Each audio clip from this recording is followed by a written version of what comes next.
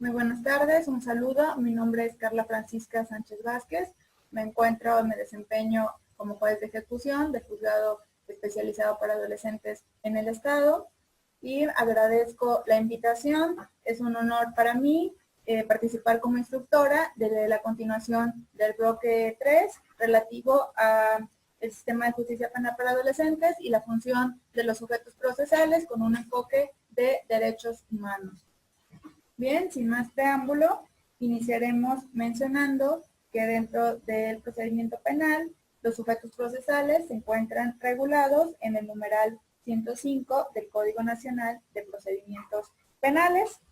Asimismo, en la Ley Nacional del Sistema Integral de Justicia Penal para Adolescentes, en su artículo 219, relativo a las partes procesales, de acuerdo a la naturaleza de la controversia.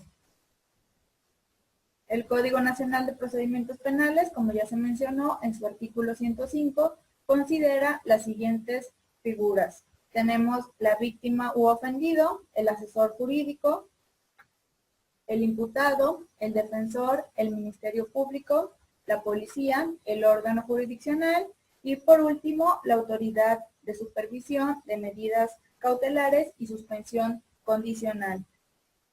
Ahora bien, el objetivo de esta exposición es analizar la función de cada uno de los sujetos mencionados, por lo que a continuación, la continuación de este bloque, analizaremos la figura del defensor.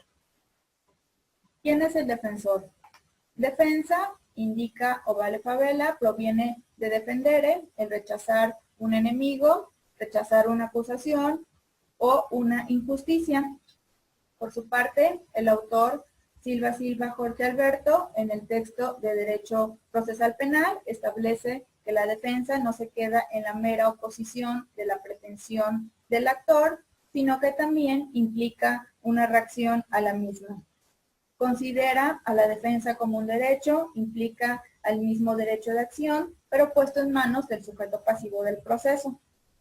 En este sentido, el autor considera que el derecho de defensa no solo implica el derecho de contradicción, sino también el conocer el motivo de la acusación, el disponer del tiempo necesario, interponer los medios impugnativos correspondientes, alegar, presentar pruebas, etc.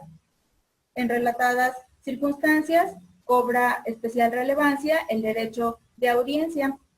El mismo autor, anteriormente citado, establece que no debe confundirse el derecho de defensa con el derecho a tener un defensor.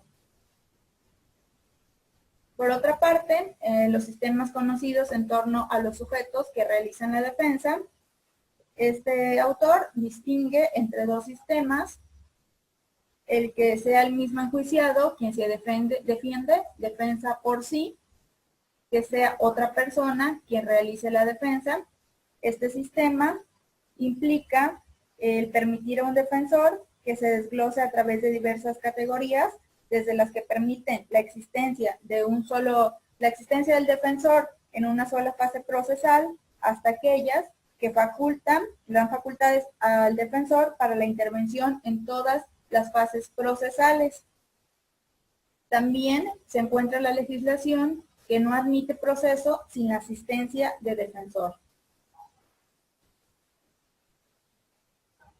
¿Cuál es el sistema adoptado en México? En México las leyes establecen lo imprescindible u obligatorio en el proceso judicial de la figura del defensor, a tal grado que incluso en contra de la voluntad del enjuiciado debe el tribunal designarlo e incluso sancionar como nulo el acto procesal al que no se hubiere llamado al defensor. Garantizar asimismo la presunción de inocencia del imputado, tal como lo señala López Betancourt en la obra Juicios Orales en Materia Penal, 2011. De esta manera, el autor refiere que el defensor es quien participa en forma activa y efectiva durante todo el juicio para garantizar la presunción de inocencia del imputado. Hace posible la más importante garantía del imputado, esto es, que se le considere inocente hasta en tanto no se demuestre lo contrario, por lo que deberá contar con toda la libertad para realizar su trabajo y se debe asegurar que el imputado goce de todos sus derechos. Por otra parte, el derecho de defensa está establecido en el artículo 20 constitucional, en sus apartados A, B y C. El primero, en relación a los principios generales que rigen el proceso penal. El segundo, relativo a los derechos de toda persona imputada. Y el tercero, de los derechos de la víctima u ofendido. Específicamente, por cuanto hace a la figura del defensor, el artículo 20 constitucional, apartado B, fracción segunda, señala, establece el derecho del imputado a declarar o a guardar silencio. La confesión rendida sin la asistencia del defensor carecerá de todo valor probatorio.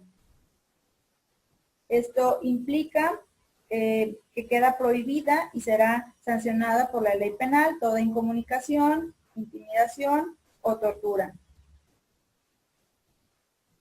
La fracción octava de dicho numeral establece el derecho a una defensa adecuada. Esto es, por abogado, el cual se elegirá libremente, incluso desde el momento de su detención. Si el imputado no quiere o no puede nombrar abogado, después de haber sido requerido para hacerlo, el juez le designará un defensor público.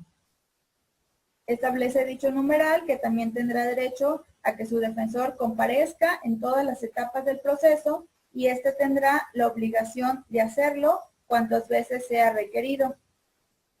El Código Nacional de Procedimientos Penales, en su artículo 17, señala el derecho del imputado a una defensa y asesoría jurídica adecuada e inmediata, estableciendo que el defensor deberá ser un licenciado en Derecho o abogado titulado con cédula profesional.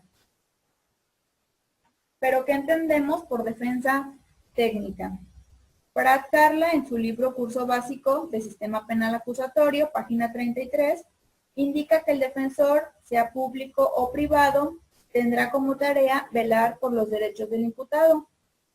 De esta manera, explica que la defensa técnica implica el entrevistarse con el imputado, asesorarlo sobre las consecuencias que enfrentará, asistir en su declaración, comunicarse con él, ofrecer los datos y medios de prueba necesarios, mantenerlo informado sobre el desarrollo del procedimiento y las posibilidades de una forma de terminación anticipada o solución alterna, lo cual tiene relación con las obligaciones del defensor establecidas en el artículo 117 del Código Nacional de Procedimientos Penales, el artículo 41 y en el caso que nos ocupa, el artículo 67 de la Ley Nacional del Sistema Integral de Justicia Penal para Adolescentes.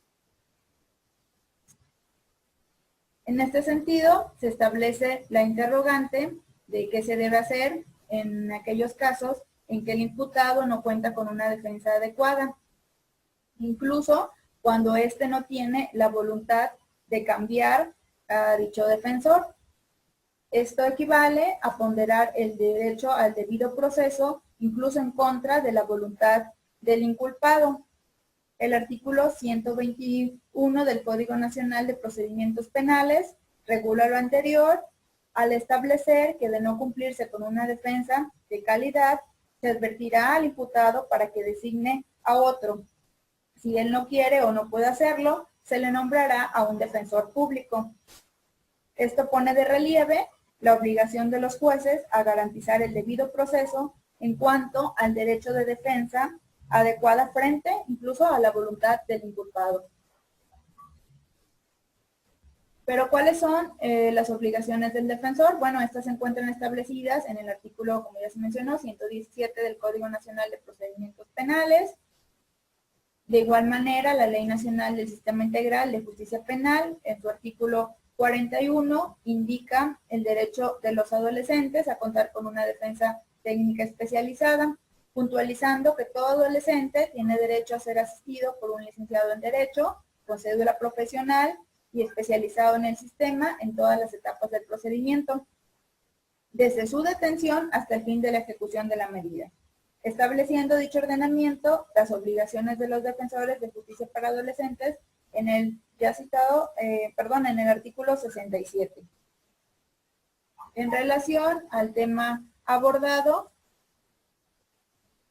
se encuentra la tesis de número de registro 20-17-222 del rubro defensor del imputado en el sistema penal acusatorio para su remoción del cargo en términos del artículo 121 del Código Nacional de Procedimientos Penales por incapacidad técnica y manifiesta y sistemática. El órgano jurisdiccional debe analizar el caso concreto a fin de determinar el número y trascendencia de los errores cometidos, a fin de verificar si estos son de tal magnitud que coloquen al acusado en riesgo de que se prevé de su contenido material su derecho fundamental de defensa adecuada. Asimismo, la tesis en materia de justicia para adolescentes de registro 160298 del rubro justicia para adolescentes, la falta de designación de un defensor especializado en la materia, tanto en la averiguación previa como en el proceso, origina una infracción a las formalidades esenciales del procedimiento que invalida las diligencias recabadas en contravención al derecho de defensa adecuada previsto en el artículo 20, apartado B, fracción octava de la Constitución Federal, legislación del Estado de Chiapas. Continuando con el estudio de los sujetos procesales, tenemos al Ministerio Público. El autor, López Betancourt, en la obra Juicios Orales en Materia Penal, nos dice que el Ministerio Público es el sujeto procesal que persigue los delitos ante el órgano jurisdiccional, administra la investigación, para lo cual se auxilia de la policía investigadora, así como del perito profesional, teniendo asimismo el papel de acusador y el deber de demostrar los hechos en que funden sus características. El autor Silva Jorge Alberto, en su obra Derecho Procesal Penal, enuncia las funciones que se le asignan al Ministerio Público, entre las cuales se encuentran una función instructora, la cual consiste en reunir el material probatorio por sí o a través de la policía judicial o a través de los interesados que se llegan de dicho material. Esta función la realiza el Ministerio Público hasta que el tribunal se aboca al conocimiento del asunto. Auxilio a víctimas, establecida en el artículo 123 del Código Nacional de Procedimientos Penales, es decir, dictar todas las medidas y providencias necesarias para proporcionar la seguridad y auxilio a las víctimas. Aplicación de medidas cautelares.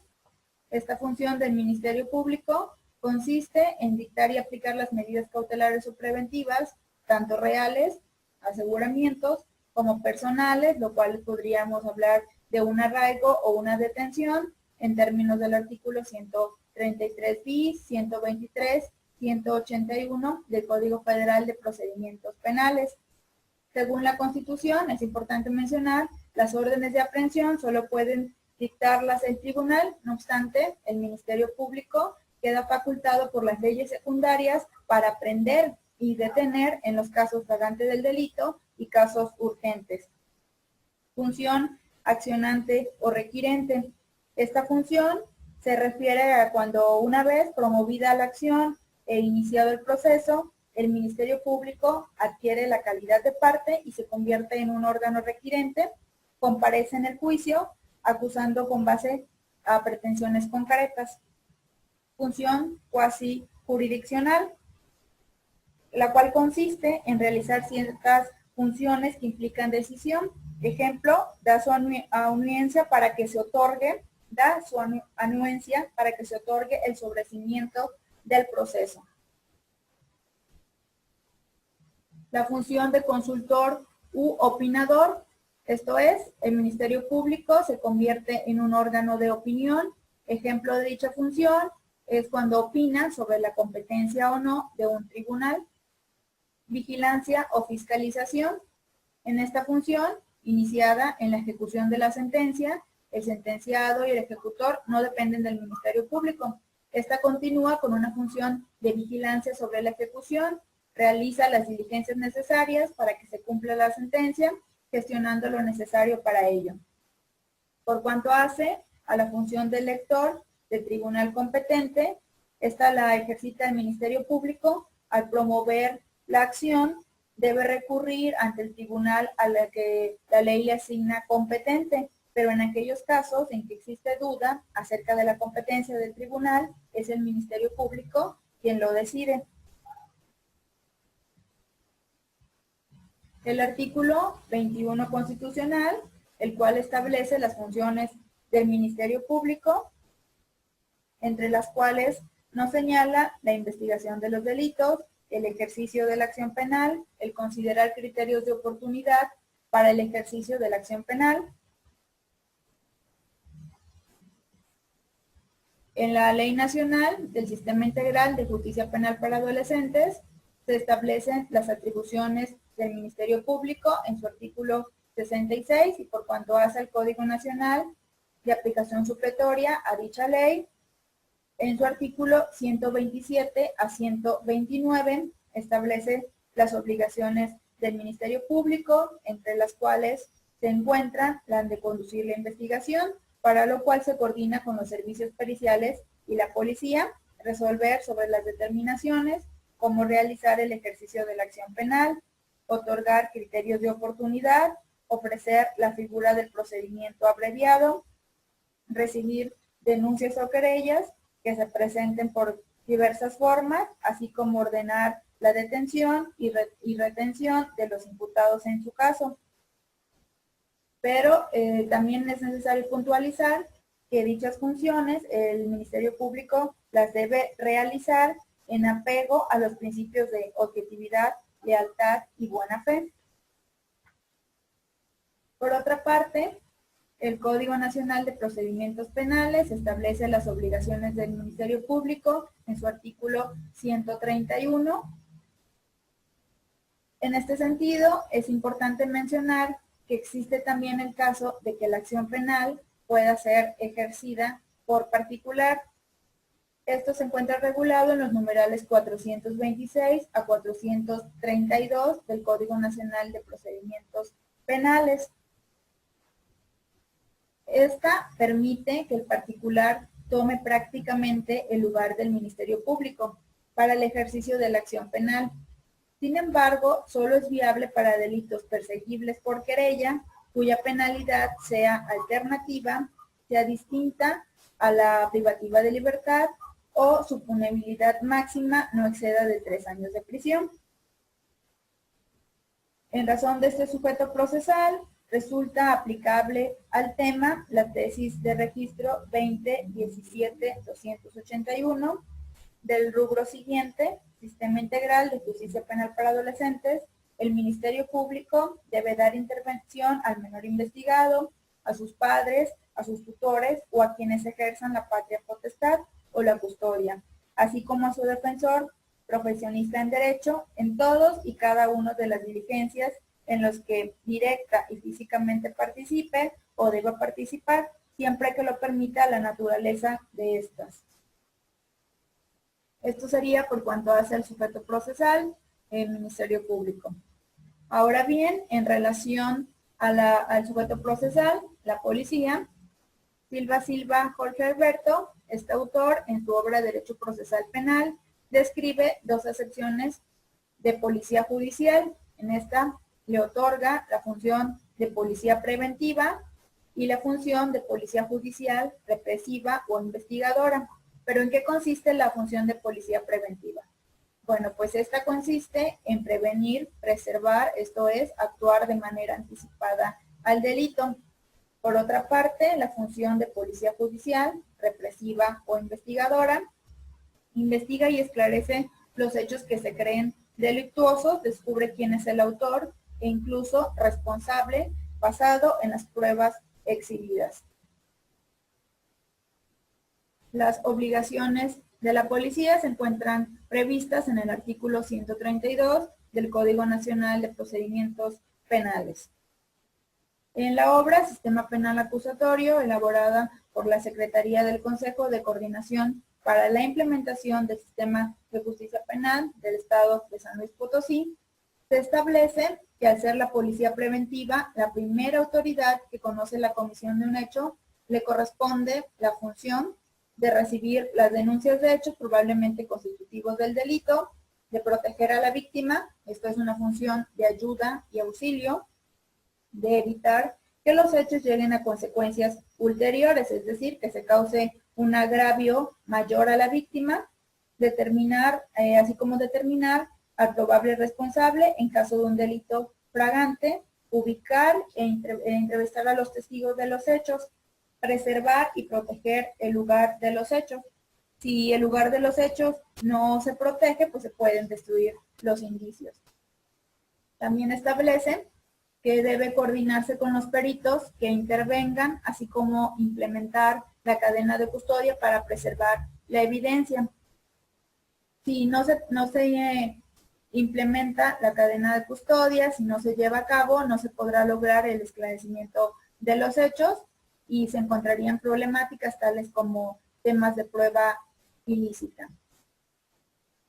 Como ya se dijo, el Código Nacional de Procedimientos Penales, en su artículo 132, establece las obligaciones de la policía, indicando que la policía actuará bajo la conducción y mando del Ministerio Público en la investigación de los delitos, en estricto apego a los principios de legalidad, objetividad, eficacia, profesionalismo, honradez y respeto a los derechos humanos reconocidos en la Constitución.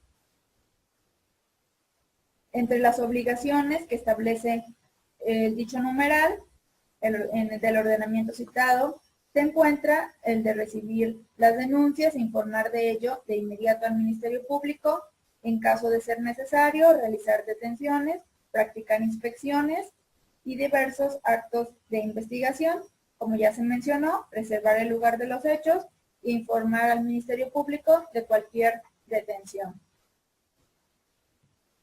En este sentido, tiene aplicación la tesis de registro 1631-21 de rubro Fuerza Pública. La actividad de los cuerpos policíacos debe regirse por los principios de legalidad, eficacia, profesionalismo y honradez.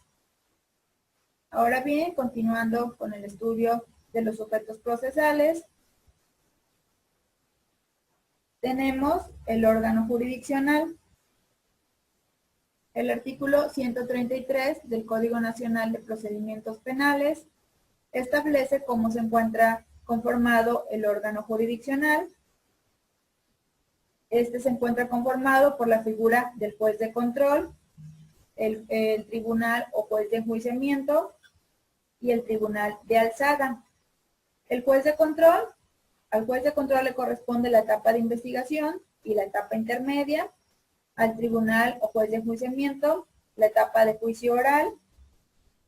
Y por cuanto hace al tribunal de alzada, este conoce de los medios de impugnación. Es importante mencionar que en este momento dicho ordenamiento no regula a la figura del juez de ejecución, porque esto se encuentra regulado en la Ley Nacional de Ejecución Penal y en la Ley Nacional del Sistema Integral de Justicia Penal para Adolescentes.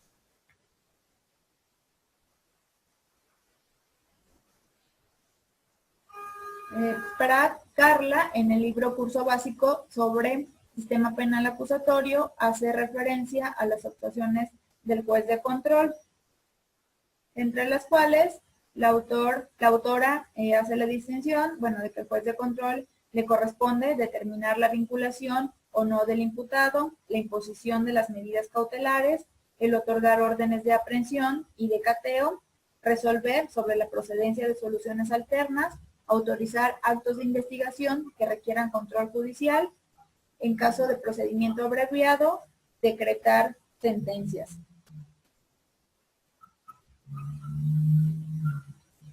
Por su parte, el Tribunal de Enjuiciamiento, también denominado juez o Tribunal de Juicio Oral, es el encargado del juicio oral, puede ser integrado por 1 o 3 juzgadores, interviene después del auto de apertura a juicio oral hasta el dictado y explicación de la sentencia, esto en términos de lo establecido en el artículo 3º, fracción 5ª del Código Nacional de Procedimientos Penales.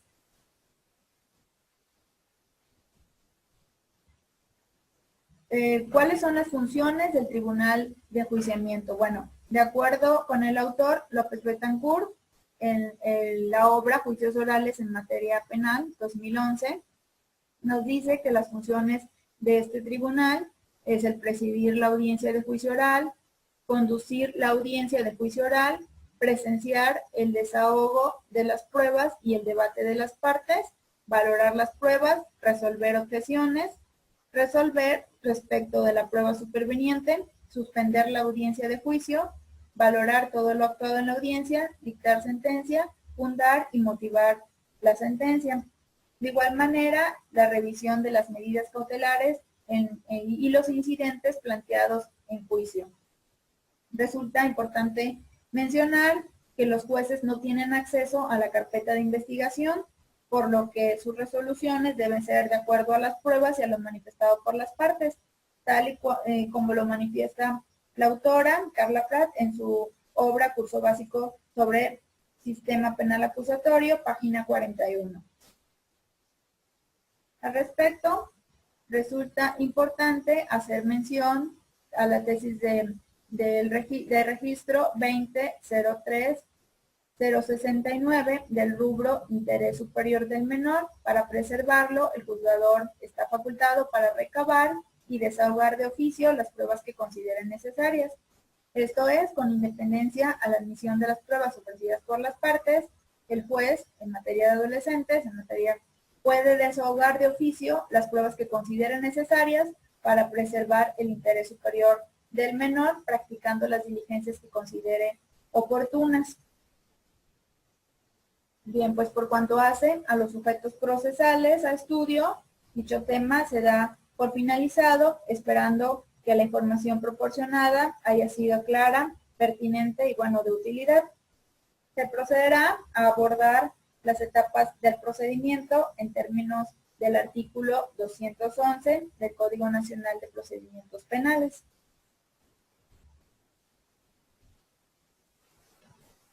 Por etapas del procedimiento penal acusatorio y oral en términos generales, en términos de lo establecido en el artículo 211 del Código Nacional de Procedimientos Penales.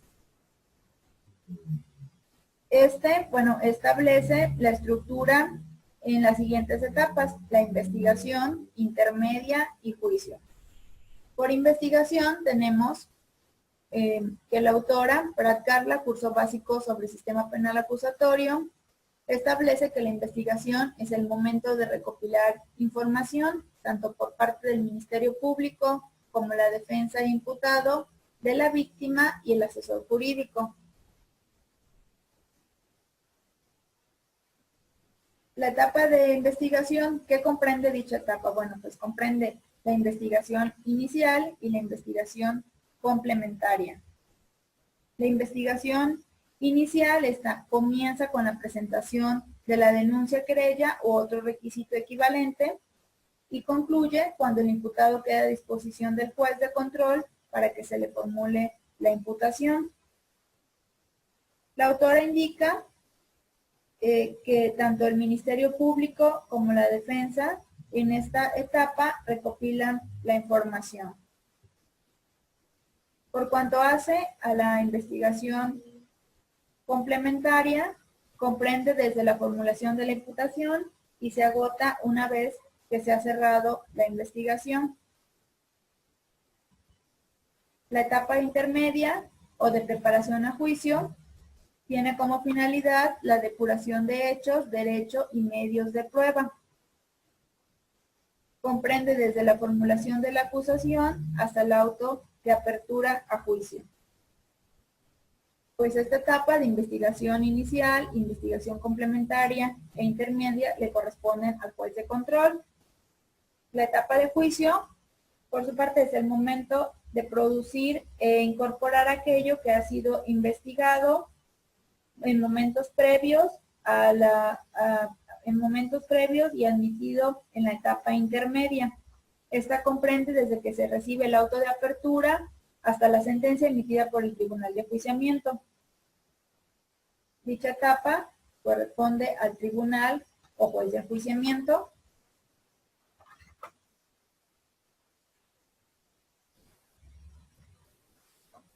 De esta forma, el proceso Da inicio con la audiencia inicial y termina con la sentencia firme. Por otra parte, antes de hablar del desarrollo del procedimiento, se abordará lo que corresponde a la teoría del caso. La autora referida nos dice que la teoría del caso es la metodología que permitirá guiar la tarea de las partes, permitiendo tener como resultado final dicha metodología una historia lógica, clara, única y simple. De acuerdo a Leonardo Moreno Holman, la teoría del caso será el conjunto de actividades estratégicas que debe desarrollar un litigante frente a un caso que le permitan determinar la versión de hechos que sostendrá ante el tribunal y la manera más eficiente y eficaz de presentar persuasivamente las argumentaciones y evidencias que acrediten en un juicio oral. También la autora refiere que la teoría del caso se deberá comenzar a elaborar desde el primer momento en que el litigante tiene conocimiento del asunto y deberá estar conformada en su versión final antes del cierre de la investigación. La teoría del caso también muestra el camino sobre las manifestaciones que realizará cada una de las partes en sus alegatos de apertura y en la clausura del juicio oral, así como las preguntas a realizar a los testigos, a los peritos, a la víctima, al acusado, en los interrogatorios y contrainterrogatorios. Bueno, pues una vez realizada la denuncia o querella de no existir detenido, el Ministerio Público llevará a cabo su investigación una vez que considere que existen elementos suficientes para realizar el ejercicio de la acción penal, formulará la imputación, para lo cual deberá solicitar la orden de aprehensión y que el imputado sea citado a la audiencia inicial. En cuanto a la orden de aprehensión, podemos tener dos posibilidades: que se complemente esta y la otra que la persona se entere de dicha orden y se presente de manera voluntaria para así disminuir la necesidad de cautela. Esto es, demostrar ante el juez la voluntad de cooperar en el desarrollo de la investigación, lo cual favorecerá a la defensa al momento de argumentar la imposición de la medida cautelar de acuerdo al numeral 148 del Código Nacional de Procedimientos Penales. Por cuanto hace a la audiencia inicial, en el desarrollo de la audiencia inicial, esta puede ser por detención en fragancia o caso urgente. Esto depende si el imputado renuncia a que se resuelva su situación jurídica dentro de las 72 horas o pide que se haga en ese momento, o si decide que se lleve dentro de las 144 horas. En caso de que el imputado decida que se resuelva su situación jurídica dentro de las 72 o 144 horas, entonces el desarrollo de la audiencia puede existir un cambio en el debate sobre la imposición de las medidas cautelares, de acuerdo a la decisión que tome el imputado sobre su situación jurídica, lo cual se observa en términos del artículo 154 del Código Nacional de Procedimientos Penales. Por cuanto hace la vinculación a proceso, este es el auto dictado por el juez de control, por medio del cual sujeta proceso al imputado para que el juez de control lo vincule de acuerdo a lo establecido en el numeral 316 del Código Nacional de Procedimientos Penales. Se establecen los siguientes requisitos: que el Ministerio Público solicite que se vincule a proceso al imputado, que se haya formulado la imputación, que se le haya otorgado al imputado la oportunidad para declarar, que de los antecedentes de la investigación expuestos por el Ministerio Público se desprendan datos de prueba que establezcan que se ha cometido un hecho que la ley señala como delito y que exista la probabilidad de que el imputado lo cometió o participó en su comisión, que no se actualice alguna causa de extinción de la acción penal o excluyente del delito. Por cuanto hace a las medidas cautelares, estas se encuentran reguladas en el artículo 155 del Código Nacional de Procedimientos Penales, el cual no hace una división de medidas cautelares de carácter real y de carácter personal. Sin embargo, establece como de carácter real, pues el embargo de bienes, la inmovilización de cuentas, y de carácter personal, pues serían las medidas restantes reguladas por dicho numeral.